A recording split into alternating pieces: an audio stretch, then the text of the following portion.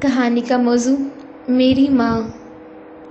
میری پسندیدہ شخصیت میری ماں ہے۔ میری ماں ایک بہت ہی قیمتی تحفہ ہے جو اللہ تعالیٰ نے مجھے دیا ہے۔ ماں نے مجھے زندگی گزارنے کا سلیقہ سکھایا اور مجھے پال پوس کر اتنا بڑا کیا۔ میں نے جو مانگا مجھے ماں نے دیا۔ ہر چیز، چاہے وہ ضرورت کی ہو یا آسائشوں کی، میری ہر آرزو پوری کی ہے۔ میری ماں ایسی شخصیت ہے جس کا تعارف کروانا بہت مشکل ہے۔ ان میں اتنی خوبیاں ہیں جو میں آج لکھنا شروع کروں تو برسوں گزر جائیں گے، لیکن میں لکھتی چلی جاؤں گی۔